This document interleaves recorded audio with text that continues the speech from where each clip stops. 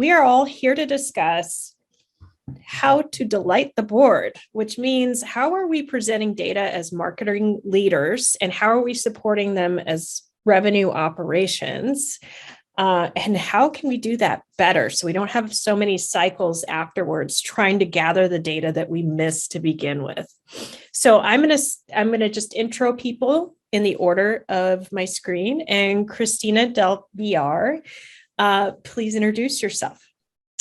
Hi, everyone. My name is Christina Del Villar, and I have been a go-to-market strategist in Silicon Valley for the past 30 years. And this is a really important topic, I think, for everyone to start to wrap their head around in terms of strategy, revenue. So I'm excited to be here with these amazing panelists. Wonderful. Thank you. So Christopher Antonopoulos, please introduce yourself. Sure. Christopher Antonopoulos with Measured Results Marketing. We focus on setting up technology stacks and help companies who are looking to acquire other ones or venture capitalists to evaluate whether they should buy a technology company or not. And so regardless of how hard I try to get out of it, whatever role I'm in, it always comes down to the metrics. What are the numbers? What does it show us in systems and all those pieces? So happy to talk about that and be part of this panel today. Wonderful. Thank you. Drew Smith. All right. Great to meet everybody. I'm Drew. I run the revenue operations department at Directive Consulting. My career has spanned both the sales and marketing side over the course of the last 22 years-ish. And over the last few years, I've kind of found a little bit of a niche in terms of helping marketers prepare better marketing data and reports and dashboards that they can use to elevate their kind of level of reporting in the organization. So looking forward to hopefully adding some value to the panel here today. So to kick us off, I'd like to reflect on if we're meeting with a board, what are the key KPIs that they're looking for to understand the business? What are they looking specifically for from marketing? And does it vary by what kind of investors they are? So I'm going to open that to the floor, and then I will try to moderate and make sure we all have equal time to speak. So for me as a marketing leader, one of the things that has always been an issue is what to present to the board, what to present to executives, the CEO, what do they care about, right? Obviously, we, from a tactical standpoint, we're digging deep in the weeds and looking at, MQLs or whatever, traffic to the website. But what the board wants to hear about is what is the pipeline and what is the revenue and what is the time to close from marketing specifically. And so those are the key things that I think everybody needs to be focused on. I think marketers need to step up a little bit more. And I know that Christopher and Drew are going to talk a lot about data and what that means for marketers and how they can be looking at data differently so that they can really truly show their value and their impact. But for me, again, the pipeline, revenue, and time to close are the key things we need to be looking at and sharing with executives and the boards. Thank you for that. So Drew and Christopher, I think what I would pose to you is, why are they looking at those numbers? What are they trying to get out of that? I think they're trying to figure out, I've seen a lot of the boards and met with them and with these evaluations, and a lot of it is about uncertainty. They want to know programmatically that, is there any change in what's going on? Leads generated, ones that are qualified or made sales ready, to Christina's point about those three metrics. And then what is the likelihood of that person actually turning into a customer and converting to revenue? And so, they care about all of those metrics, and they're looking at any changes or any indications for uncertainty. So, has something changed in the market or changed in what you've done that influences those numbers going forward? And then, if it has, what are you doing about it, either good, bad, or neutral? Or, are there any ideas in terms of, great, we may not be achieving the number we want, but here are the things we're trying to get there. So it's a lot of that in terms of what they're looking for, and then consistency. So I think we did a session before, but presenting the same numbers each time.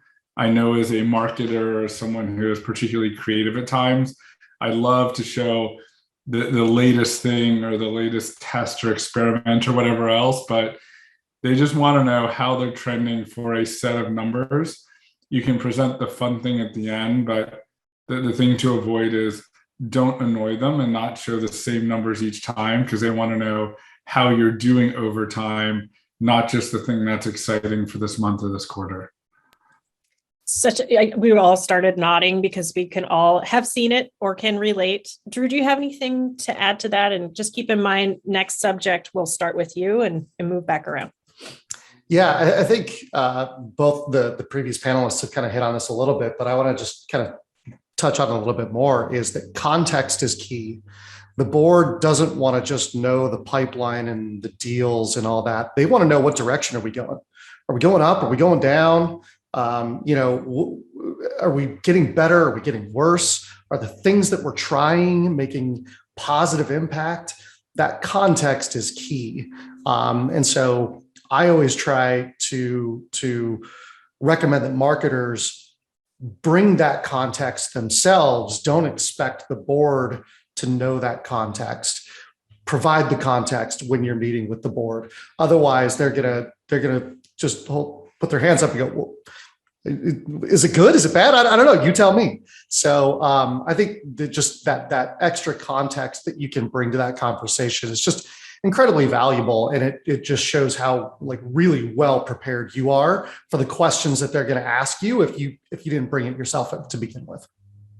And if I can just expand on that, I love, and I think it's really important though for context and marketers. Kind of going back to Christopher's comment, marketers often think that context is about them, or like the latest and greatest, or that awesome graphic, or that cool program you did. That's not the context you're talking about. You're talking about context for that executive leader, for whatever is at the moment.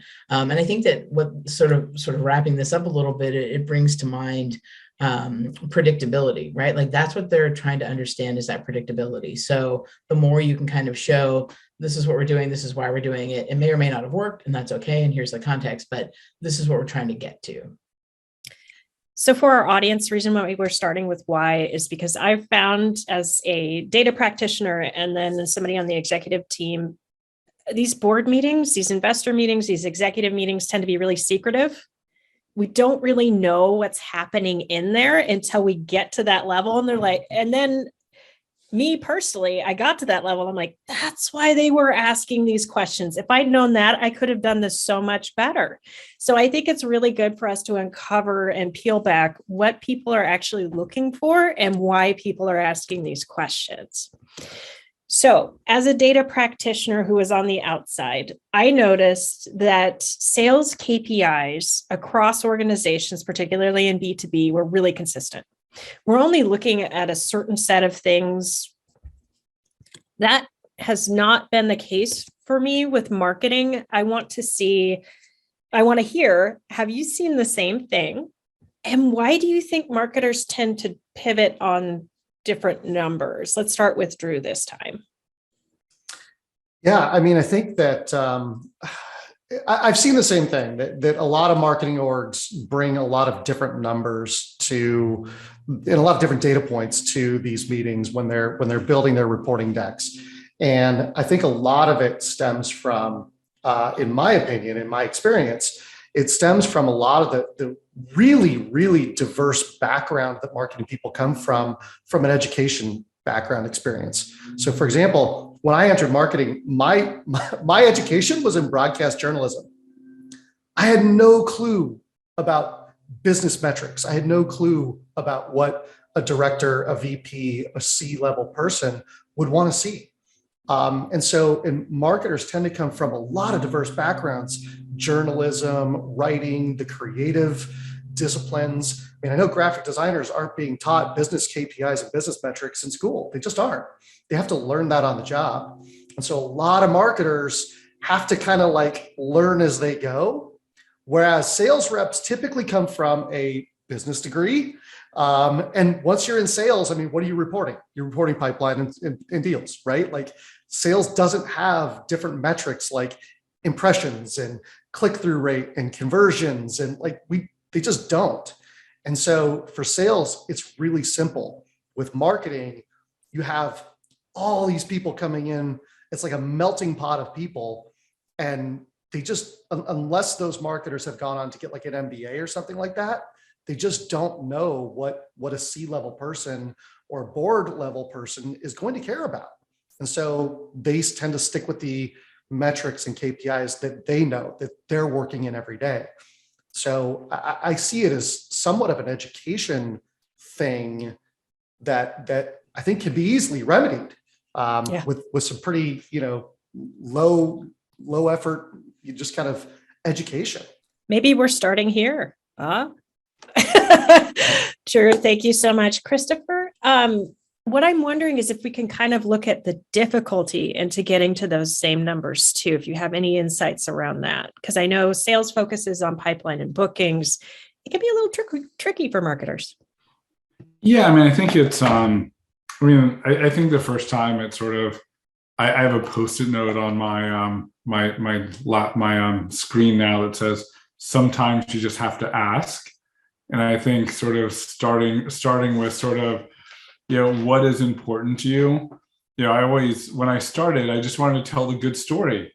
I wanted to find the most successful campaign that we did and tell everyone in the organization how great it was and, how we were involved in doing those pieces. I think in getting the numbers, it's, if you don't know how, you can always ask for help if you know what they are. And so I don't, it's just asking that person, either it's someone in finance, it's someone that's running your marketing automation platform or what your sales CRM team is, and say, hey, I want to know how many of those people who filled out a form on the website got passed to the sales team and what happened to them. And so maybe it's just arming you with the right questions to ask and the right people to go to get those answers, rather than having to figure it out. So Drew, I had a physics background. I studied quantum mechanics, political science. Like I'm a scientist by training,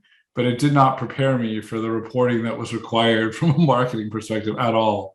I thought that, because I knew how to write these equations on boards and all of that, I could figure anything out, but that wasn't necessarily the case. But I think it's just starting with those questions of where your leads go and getting those answers, and then asking for what the metrics are. So where are the leads coming from? How many become sales ready? Which ones get worked on by the sales team? And then of those ones, how many turned into opportunities or ultimately turned into business? And I think if you can ask those questions, even if you don't know where to find it, to the people who own the technology, it's usually depends on size of companies. It's either the finance guy, they have to know everything and do those pieces, or the individual responsible for that function, or you're asking the people who own the technology. Now, if you happen to be in the untenable position where you own the technology and you're running the programs and those pieces, then you just sort of go outside and ask for help, or try to find someone who can point you in the right direction, because you want to show you have those expertise or your ability to get to that next role. So that's sort of it's asking those questions and seeing if anyone in your organization has it. And then if not, so you have to go outside for help and make sure that you have someone that knows the tools that you're using. Wonderful. Christina? Yeah, so for me, I'm the marketing undergrad, MBA graduate. So I've been in this for a long time. And for me, what I found is really critical. There's a couple of things. One is that leaders and executives really just don't understand what marketing does. And part of that's on us, right? We're marketers. We need to market ourselves and really help them understand. And I think part of that is because we do cross everything. We cross into product, we cross into sales, we cross into customer success and support. And so part of us not sort of finding that, one number and articulating it in such a way that shows our value is that it's not that we are incapable or don't understand the numbers. It's just that we're doing so much and doing so many things. And Christopher, to your point, like then what of what we're doing is the most critical? The other thing I would say is I definitely think it's important for marketers to truly understand, again, that the funnel, top of the funnel, bottom of the funnel.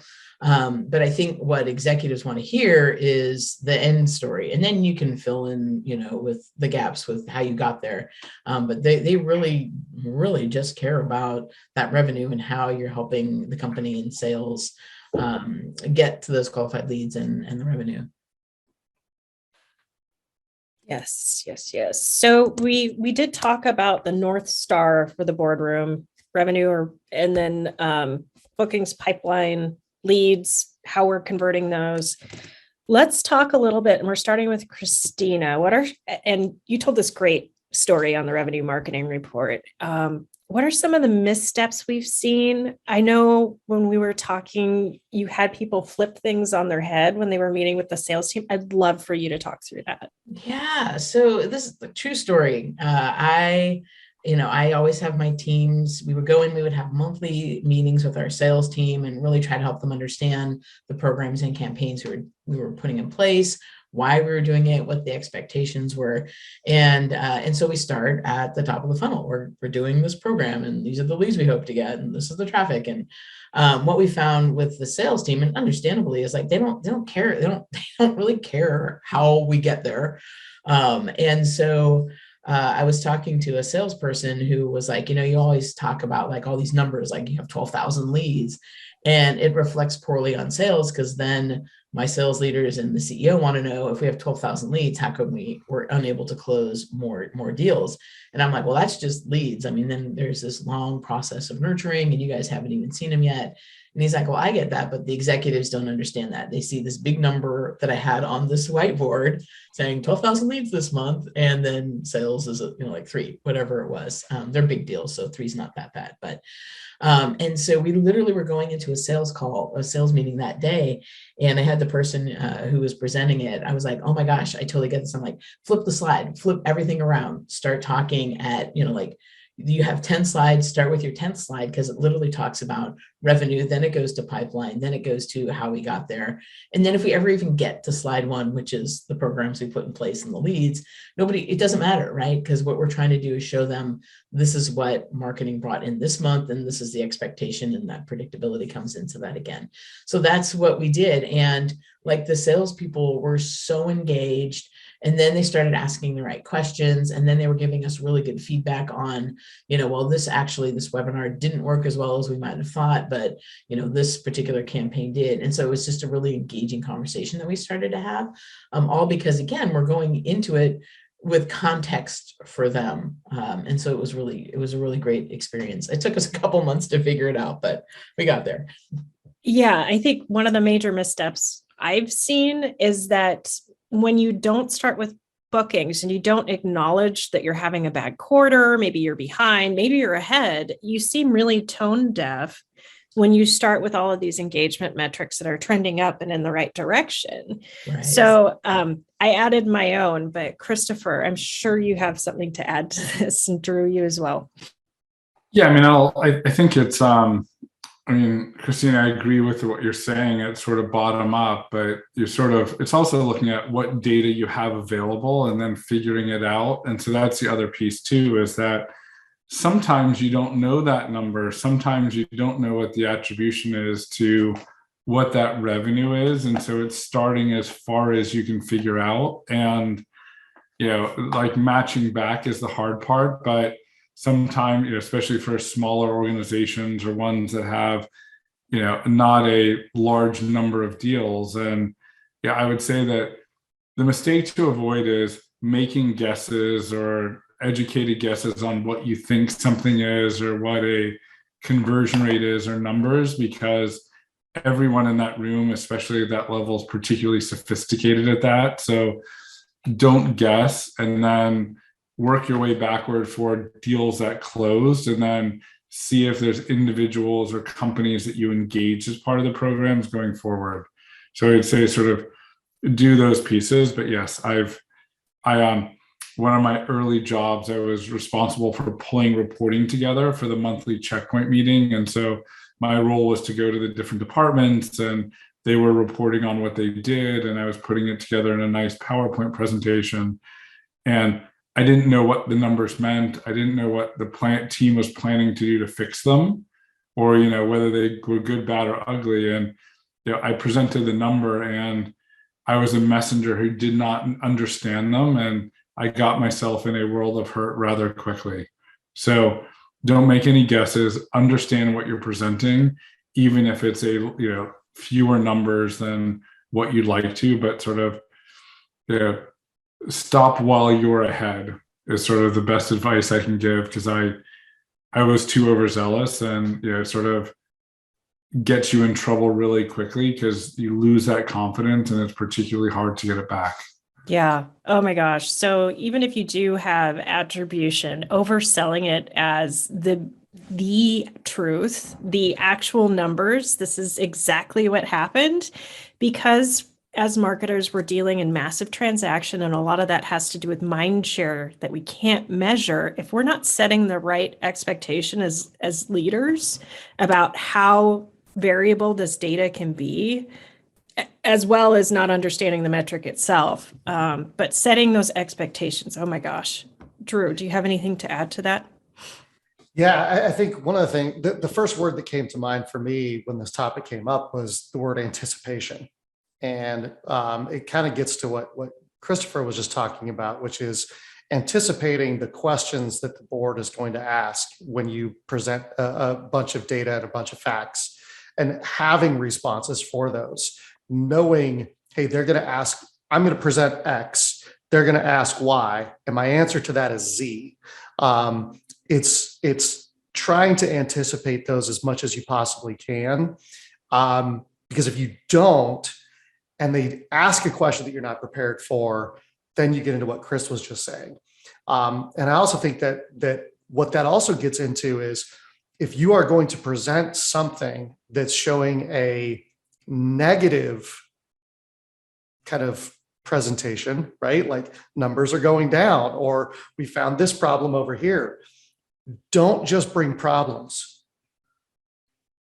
Bring the problem and here's how we're addressing it. If you only bring the problem, but don't have a talk track at least to how you're addressing that problem, then the board's going to look at you and go, and what are you doing? So you're kind of anticipating that them asking that question by bringing that solution. So that anticipation is the first word that comes to mind for me. And if this is great. It's a great conversation. And sort of to Christopher's point about the data, and Drew, like the anticipation, I think it's really important for marketers to own that technology and own that data, because again, at the end of the day, if you're reporting in and you don't know and you don't understand what it means, then that's going to be a problem. And even if it means you have to outsource that to an organization, like what some of the folks here on this call do, right? Because it's really important that you understand that data and that you control that narrative, if you will. Absolutely. If you don't control the narrative, somebody else will. So, I mean, that's a great point, Christina. So I want to kind of jump around a little bit and touch on something, Drew, you were talking about, was anticipating those questions. I've seen a lot of organizations report solely on a quarterly basis. I'm wondering, have you seen improvements with understanding the data and being able to get on top of that story with shorter reporting cycles? It's a loaded question, but I'll kick it off to you. Yeah, I mean, the best reporting cycle I've ever personally been a part of was a biweekly reporting cycle where every 2 weeks we actually had a shifting focus in the data. And so what it ended up being was each data set was reported on monthly, but we were meeting to discuss reporting every 2 weeks. And so what we were essentially doing was doing a monthly closeout for each data set. So for example, on reporting cycle A, we would talk about pipeline and bookings and marketing's influence and marketing sourcing. And then the next reporting cycle, 2 weeks later, we would report on the performance of the funnel. So conversion rates, aging velocity, understanding if there's bottlenecks and things like that. And then the next reporting cycle, 2 weeks after that, we're back to pipeline and bookings again. And so it just created this like really great understanding of what is going on in the business at any given time. It allowed us to identify problems immediately and react to them very quickly. It also made it so that we were able to present all that contextual information, because every time we were doing this, we were comparing month over month or quarter over quarter. And so we never went into a quarterly reporting cycle without knowing not only what went on that quarter, but what went on monthly throughout that quarter. And so, and this was with the CMO of the organization, who was then reporting this up the ladder. And every time he went into a meeting with his CEO or his CFO or his board, he intimately knew the details of what he was talking about, because it wasn't like he had just seen it for the first time.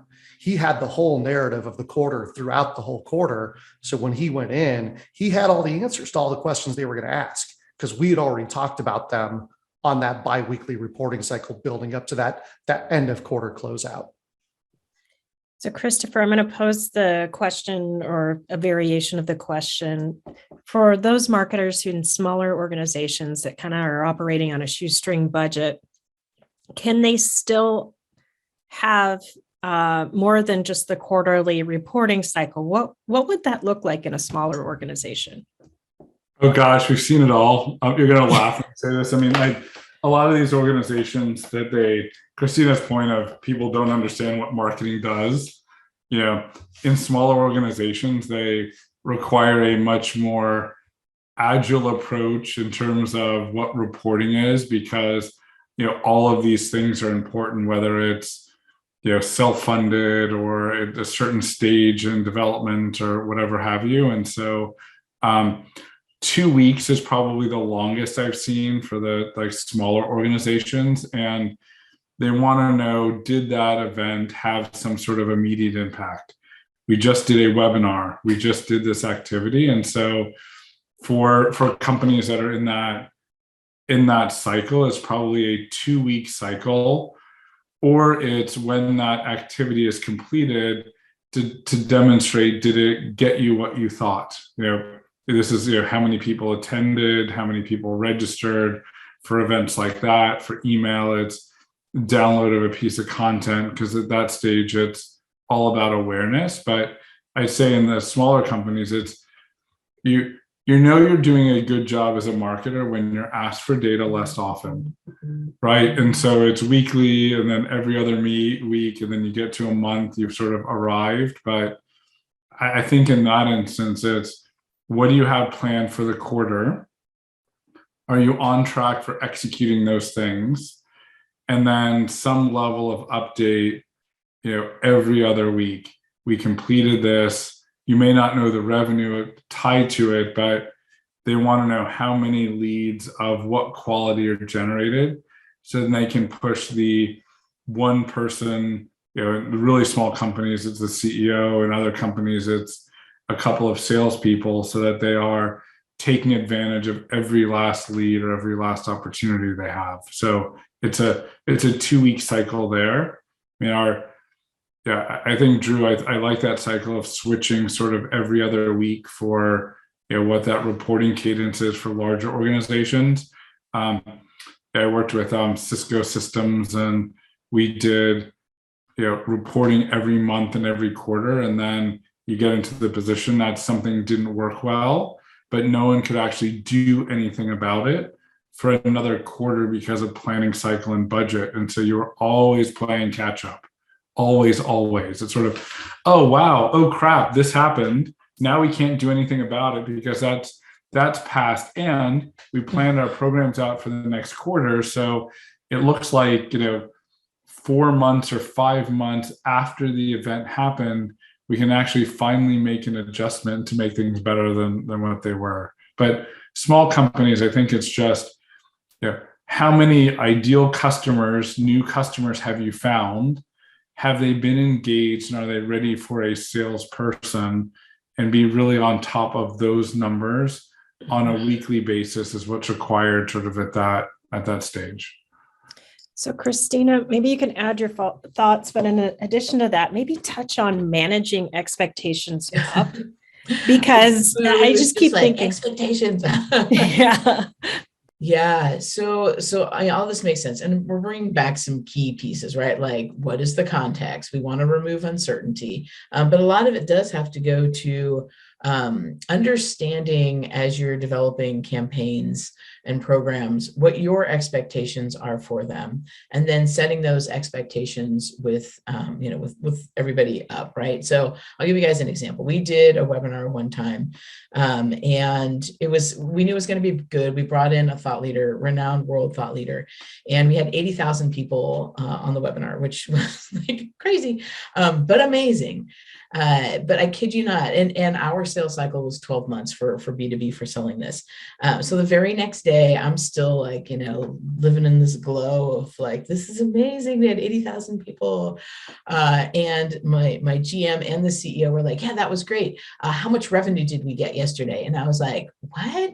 I'm like, how much revenue? They're like, well, you had 80,000 people. So, and I'm like, well, our sales cycle is still 12 months. So come back to me in 12 months, maybe 11 months, because we're going to work really hard on this.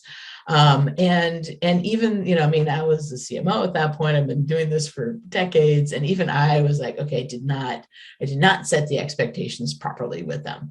And that was just clear. So I was like, well, this is what we expect. This is the process we need to go through. This is the timing. And I do have a good sense from webinars, like, 10% will convert in 3 months and 7% will convert the next quarter. And then nothing will convert quarter 3. And then another 20% in quarter, whatever that is. Like I have a good sense of what those numbers look like, but I did not share those with either the sales team or our executives. And so I was able to do that at that point. But the point is, they were like, what my team was just like, this is amazing. They were like, okay. And it's really hard, Jude kind of touched on this.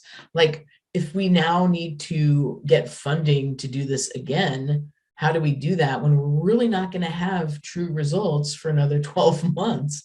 But I need to put it in this budget cycle now. So the key thing to do really is to, at every stage, and again, you don't have to go into minutia with executives, but you need to understand what the expectations are for the campaigns you're doing, and learn how to share those types of expectations with the board and with the executive team, so that they can then kind of wrap their head around what it is that you're doing and what that means.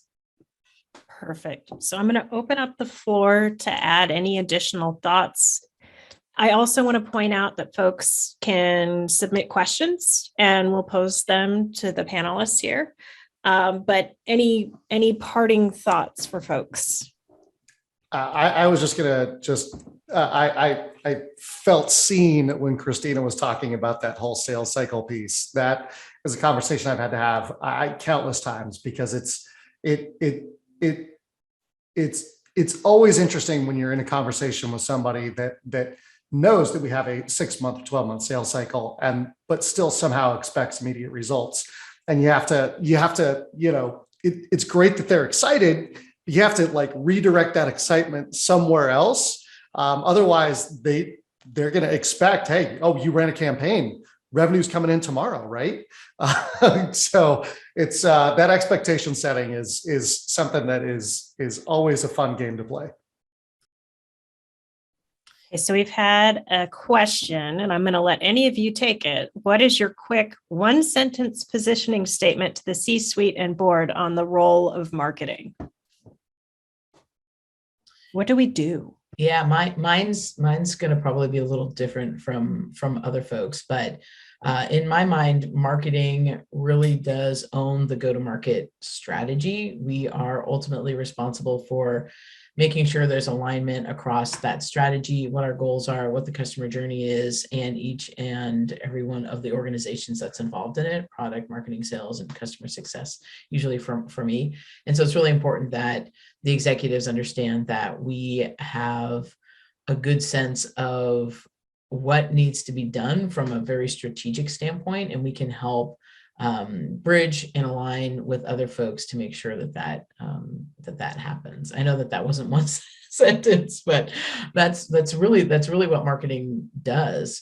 And if marketing doesn't recognize it, and marketing doesn't recognize that we actually hold the revenue number, then it's a sort of a mindset shift that I think marketers need to start thinking about.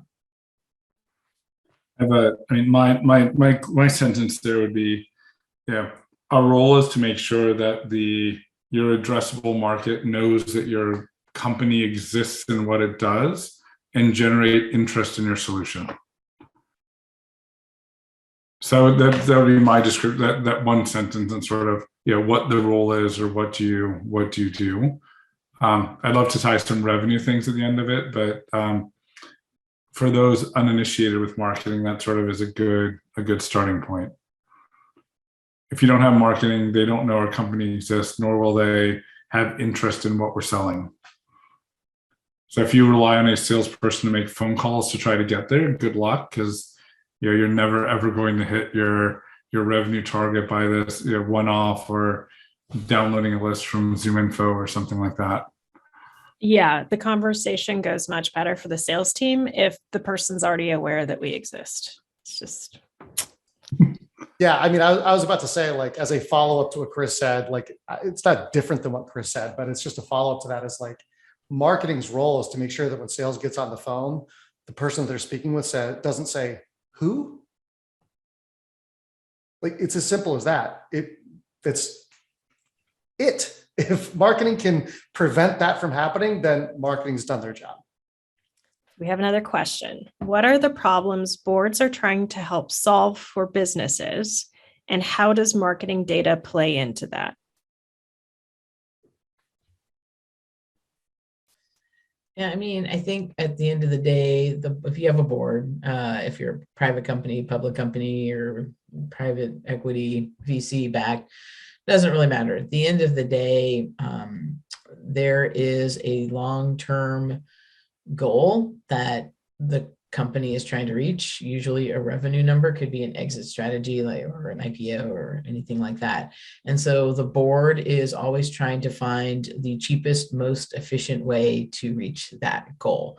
And so you as a marketer need to show them, again, kind of to what we're just saying now, like what it is that you're doing, how you're doing it.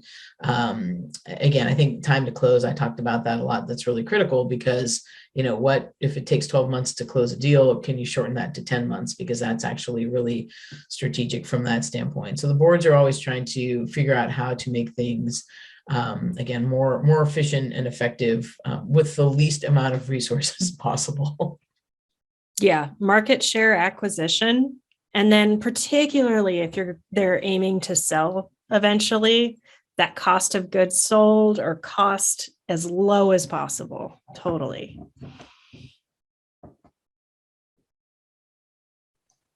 Yeah, just to chime in on that, I think boards are trying to understand how to grow an organization.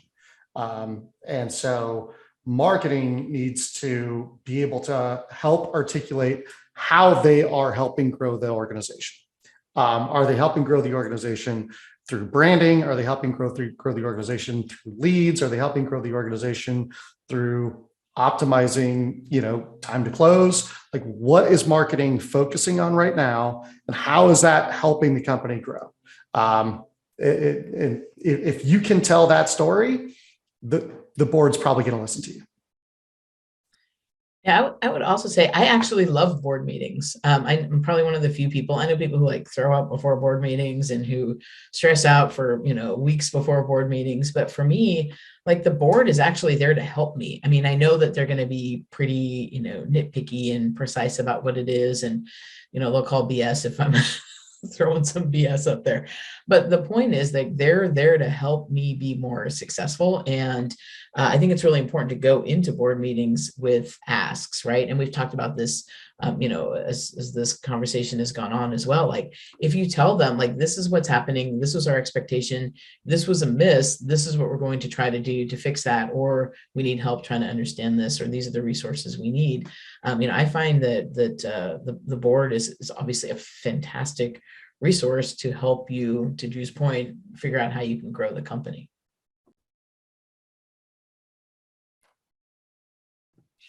Great. So I'm not seeing additional questions. I want to thank you all so much for your time. We have recorded this. We'll be turning it into additional content and share that with you all. So I just want to thank you again. This has been a great conversation, and you have helped some people demystify what's going on in that boardroom. So thank you. Thanks for having us. This has been Yeah, great. thanks for having us. This has been great.